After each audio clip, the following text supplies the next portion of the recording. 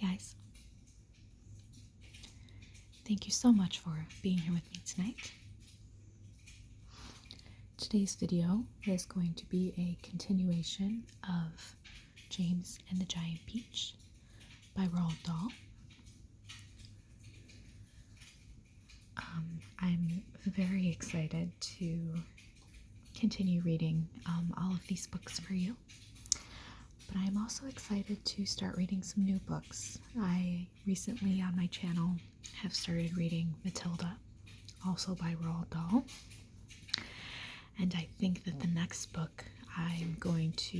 new book that I'm going to incorporate on my channel is going to be The Secret Garden. So I'm excited for that too. And as always, let me know if you have any book requests, and I will try my best to read that for you on my channel. So with all that being said, let's light our candle. This is Peace and Quiet Day. It smells like incense and dragon's blood. I've been using it in a few of my videos.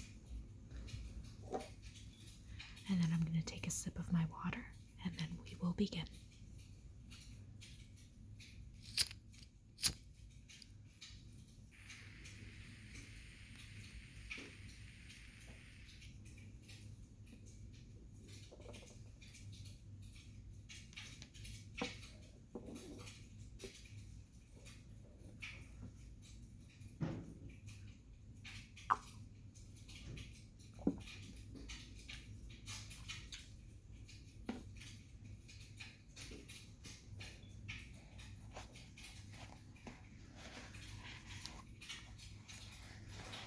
I think we are a little over halfway through.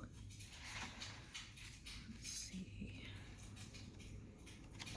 Yes, we have about 50 pages left of this book, so we're over halfway through it.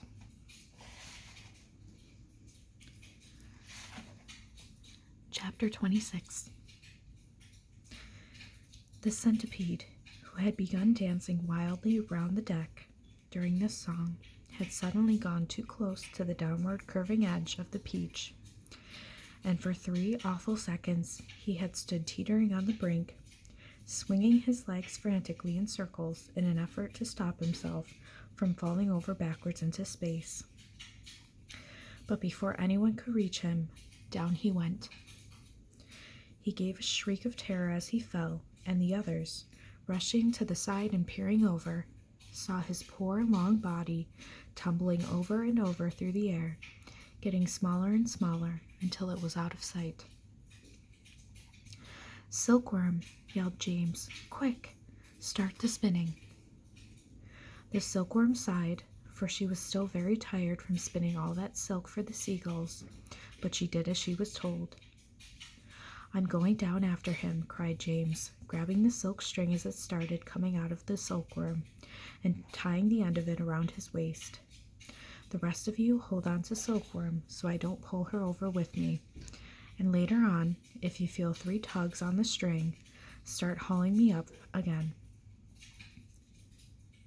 He jumped, and he went tumbling down after the centipede, down, down, down, towards the sea. And you can imagine how quickly the silkworm had to spin to keep up with the speed of his fall.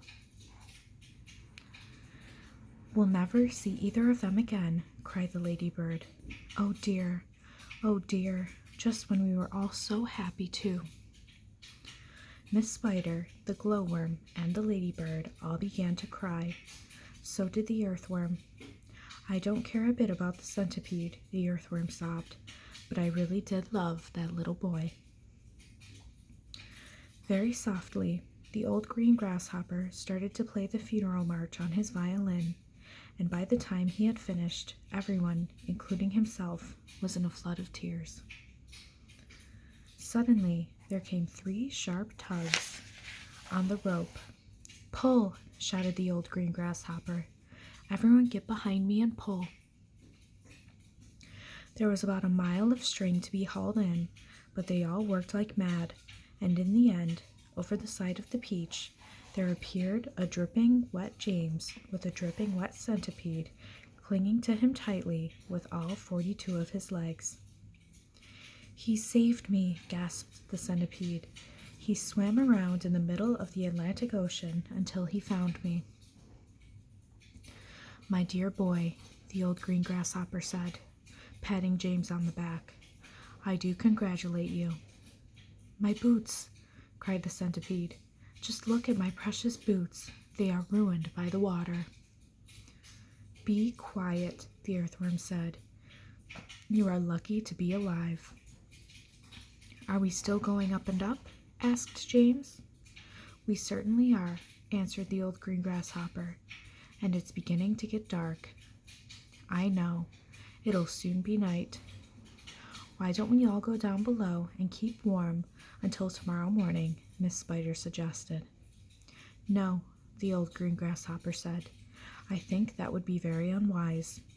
It will be safer if we all stay up here through the night and keep watch. Then, if anything happens, we shall anyway be ready for it."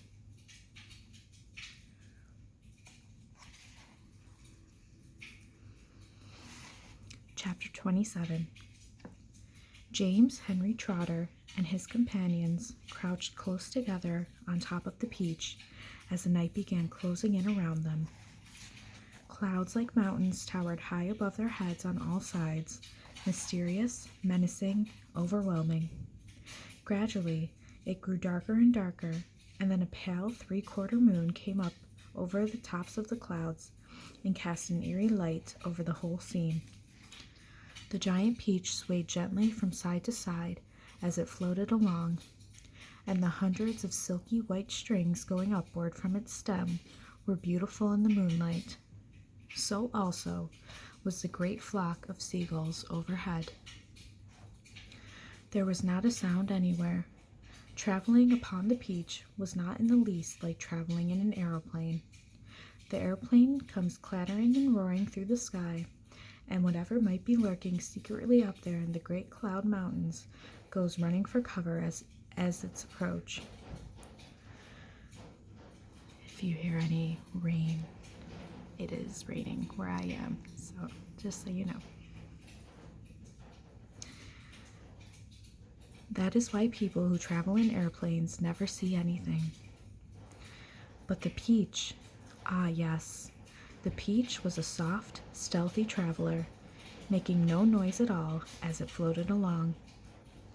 And several times during that long, silent night, ride high up over the middle of the ocean in the moonlight, James and his friends saw things that no one had ever seen before. Once, as they drifted silently past a massive white cloud, they saw on the top of it a group of strange, tall, wispy-looking things that were about twice the height of ordinary men. They were not easy to see at first, because they were almost as white as the cloud itself, but as the peach sailed closer, it became obvious that these things were actually living creatures. Tall, wispy, wraith-like, shadowy, white creatures who looked as though they were made out of a mixture of cotton wool and candy floss and thin white hairs. "Ooh," the ladybird said, "I don't like this at all." "Shh," James whispered back. "Don't let them hear you. They must be cloud men." "Cloud men," they murmured, huddling closer together for comfort. "Oh dear, oh dear." "I'm glad I'm blind and I can't see them," the earthworm said, "or I would probably scream." "I hope they don't turn round and see us," Miss Spider stammered. "Do you think they would eat us?" the earthworm asked. "They would eat you," the centipede answered, grinning. "They would cut you up like a salami and eat you in thin slices." The poor earthworm began to quiver all over with fright. "But what are they doing?" the old green grasshopper whispered. "I don't know," James answered softly. "Let's watch and see." The cloud men were all standing in a group, and they were doing something peculiar with their hands. First, they would reach out, all of them at once, and grab handfuls of cloud. Then they would roll these handfuls of cloud in their fingers until they turned into what looked like large white marbles. Then they would toss the marbles to one side and quickly grab more bits of cloud and start over again. The rain is really coming down now, which I kind of like. It adds to the ambiance. It was all very silent and mysterious. The pile of marbles beside them kept growing larger and larger. Soon there was a truckload of them, at least. They must be absolutely mad, the centipede said. There's nothing to be afraid of here. Be quiet, you pest, the earthworm whispered. We shall all be eaten if they see us. But the cloud men were much too busy with what they were doing to have noticed the great peach floating silently up behind them. Then the watchers on the peach saw one of the cloud men raising his long wispy arms above his head, and they heard him shouting, "All right, boys, that's enough. Get the shovels." And the other cloud men immediately let out a strange, high-pitched whoop of joy and started jumping up and down and waving their arms in the air. Then they picked up enormous shovels and rushed over to the pile of marbles and began shoveling them as fast as they could over the side of the cloud into space. Down they go, they chanted as they worked. Down they go, hail and snow, freezes and sneezes and noses will blow. It's hailstones, whispered James excitedly. They've been making hailstones, and now they are showering them down onto the people in the world below. Hailstones, the centipede said. That's ridiculous.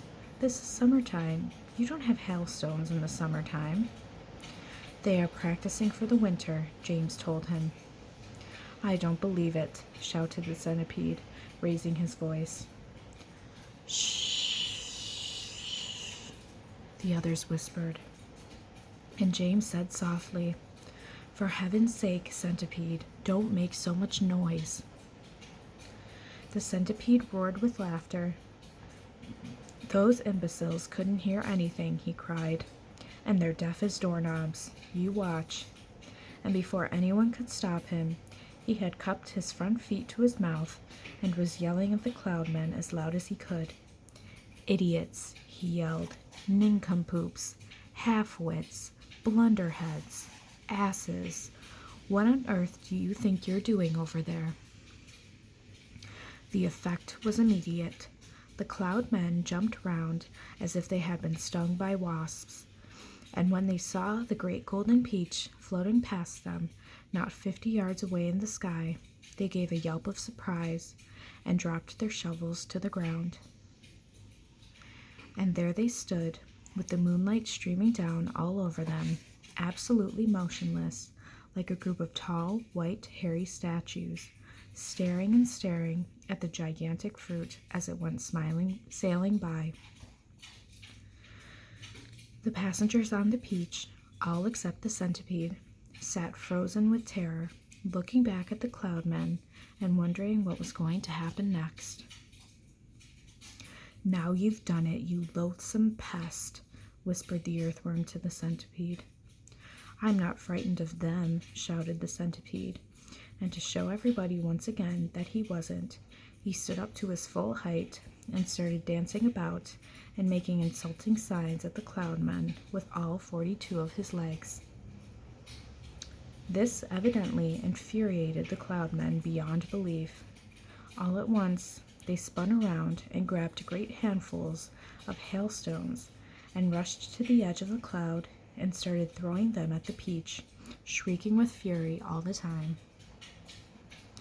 Look out, cried James. Quick, lie down, lie flat on the deck. It was lucky they did. A large hailstone can hurt you as much as a rock or a lump of lead if it is thrown hard enough. And my goodness, how those cloud men could throw.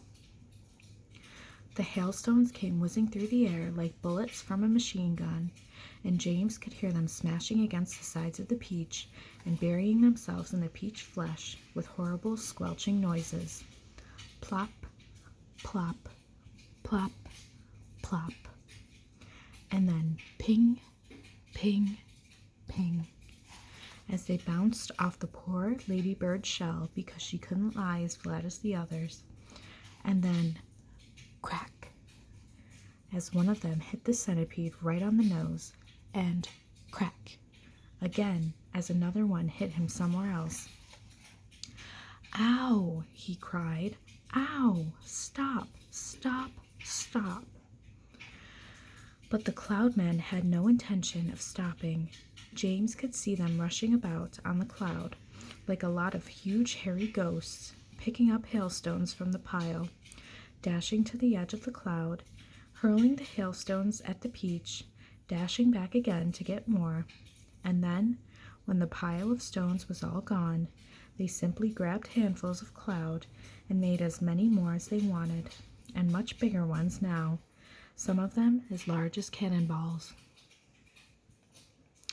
Quickly, cried James, down the tunnel or we'll all be wiped out. There was a rush for the tunnel entrance, and half a minute later, everybody was safely downstairs inside the stone of the peach, trembling with fright and listening to the noise of the hailstones as they came crashing against the side of the peach. I'm a wreck, groaned the centipede. I am wounded all over. It serves you right, said the earthworm. Would someone kindly look and see if my shell is cracked, the ladybird said. Give us some light, shouted the old green grasshopper. I can't, wailed the glowworm. They've broken my bulb. Then put in another one, the centipede said. Be quiet a moment, said James. Listen. I do believe they're not hitting us anymore. They all stopped talking and listened. Yes, the noise had ceased. The hailstones were no longer smashing against the peach. We've left them behind. The seagulls must have pulled us away out of danger. Hooray, let's go and see.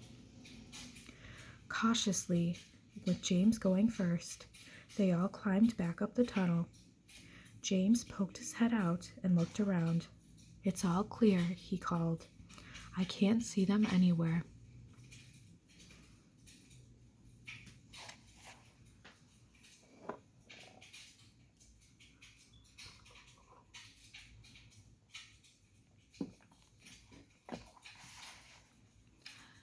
Chapter 28. One by one, the travelers came out again onto the peach and gazed carefully around. The moon was still shining as brightly as ever, and there were still plenty of huge, shimmering cloud mountains on all sides, but there were no cloudmen in sight now. The peach is leaking, shouted the old green grasshopper, peering over the side. It's full of holes, and the juice is dripping out everywhere. That does it, cried the earthworm. If the peach is leaking, then we shall surely sink. Don't be an ass, the centipede told him. We're not in the water now. Oh, look, shouted the ladybird. Look, look, look, over there. Everybody swung round to look. In the distance and directly ahead of them, they saw a most extraordinary sight. It was a kind of arch, a colossal, curvy-shaped thing that reached high up into the sky and came down again at both ends. The ends were resting upon a huge, flat cloud that was as big as a desert. Now what in the world is that? Asked James. It's a bridge. It's an enormous hoop cut in half. It's a giant horseshoe standing upside down. Stop me if I'm wrong, murmured the centipede, going white in the face. But might those not be cloudmen climbing all over it? There was a dreadful silence. The peach floated closer and closer. They are cloudmen. There are hundreds of them, thousands, millions. I don't want to hear about it, shrieked the poor blind earthworm.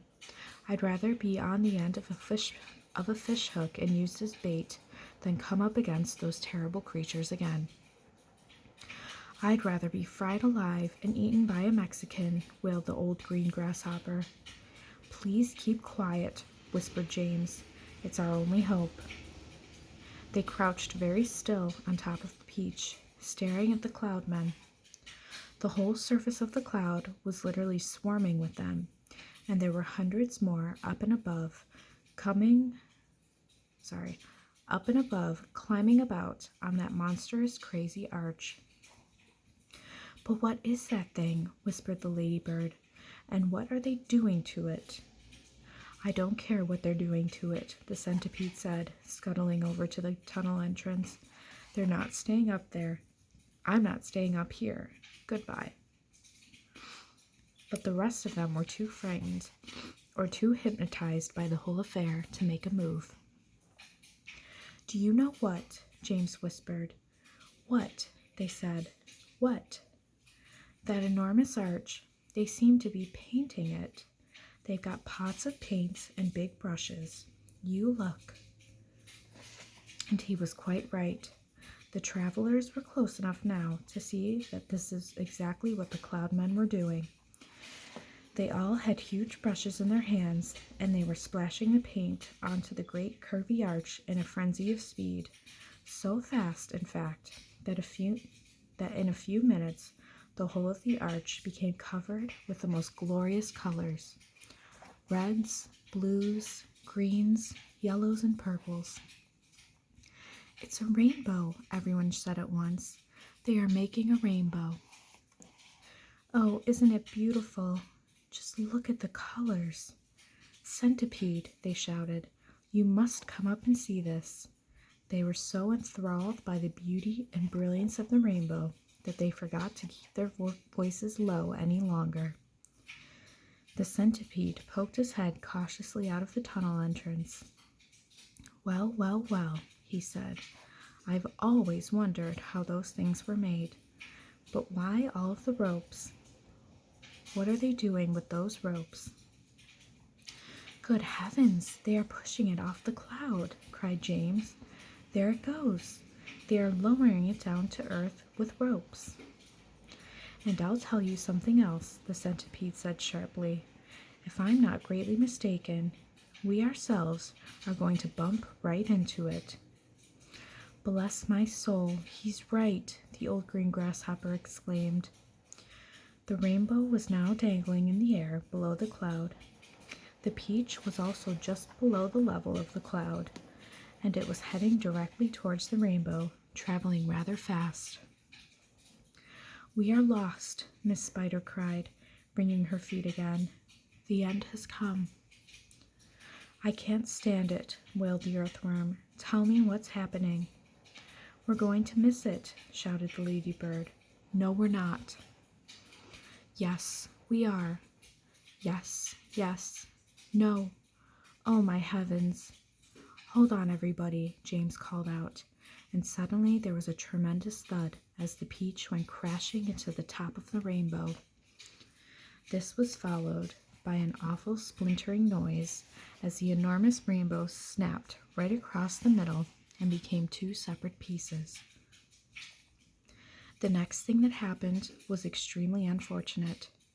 The ropes that the cloudmen had been using for lowering the rainbow got tangled up with the silk strings that went up from the peach to the seagulls. The peach was trapped. Panic and pandemonium broke out among the travelers, and James Henry Trotter, glancing up quickly, saw the faces of 1,000 furious cloudmen peering down at him over the edge of the cloud.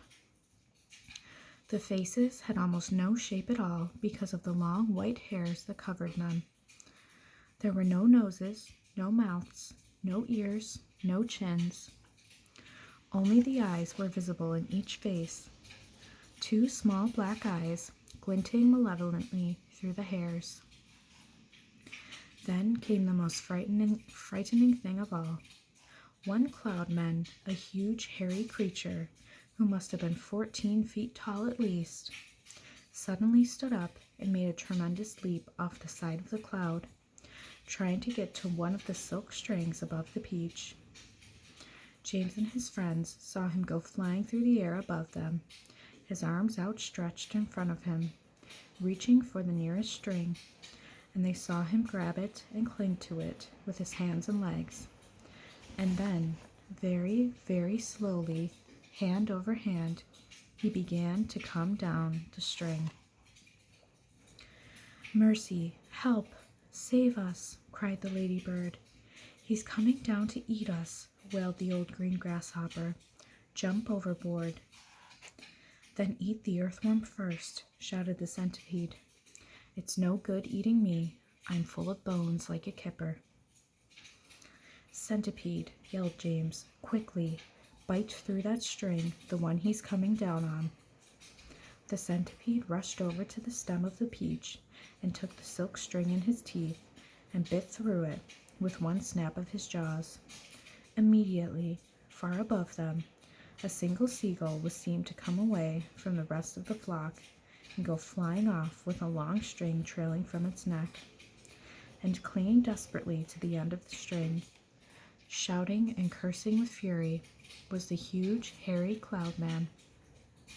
Up and up he went, swinging across the moonlit sky, and James Henry Trotter, watching him with delight, said, "My goodness, he must weigh almost nothing at all for one seagull to be able to pull him up like that. He must be all hair and air."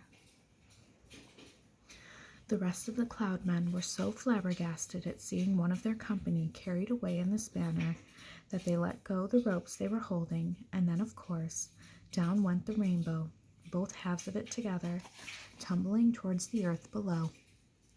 This freed the peach, which at once began sailing away from that terrible cloud. But the travelers were not in the clear yet.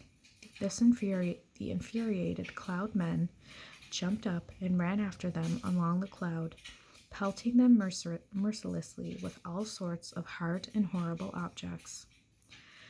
Empty paint buckets, paint brushes, step ladders, stools, saucepans, frying pans, rotten eggs, dead rats, bottles of hair oil, anything those brutes could lay their hands on came raining down upon the peach. One cloud man, taking very careful aim, tipped a gallon of thick purple paint over the edge of the cloud, right onto the centipede himself.